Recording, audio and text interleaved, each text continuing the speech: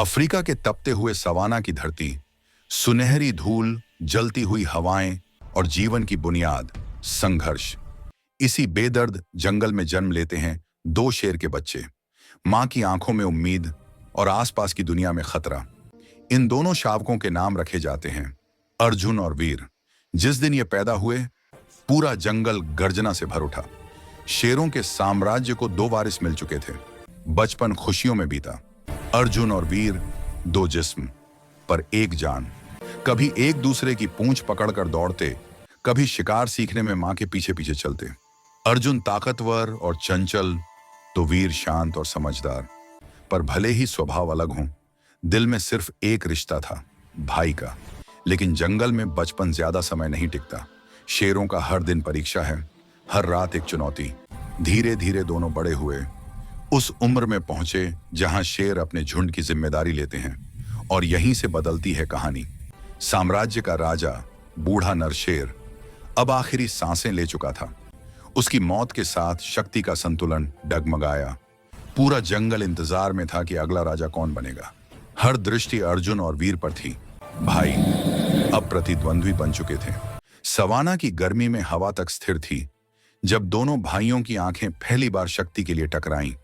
अर्जुन के भीतर था आग का तूफान, राजगद्दी मेरी है। वहीं वीर के भीतर था कर्तव्य। अगर मैं पीछे हटा तो हमारा झुंड कमजोर पड़ेगा।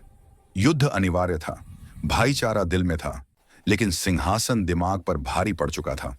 एक शाम जब सूरज रक्त की तरह लाल था, अर्जुन ने पहली गर्जना की, युद्ध की घोषणा। वीर आगे बढ़ा, उसकी आंखों में कोई नफरत नहीं, सिर्फ मजबूरी। और फिर शुरू हुआ संघर्ष। दांत, पंजे, स्वाभिमान और सत्ता की भूख। उनके हर वार से धूल उठती, जंगल थरथरा उठा, हवा में लहू की गंध तैर गई। अर्जुन शारीरिक बल में आगे था, वीर अनुभव और रणनीति में। कभी अर्जुन हार के करीब पहुंचता, कभी वीर घुटनों पर गिर जाता।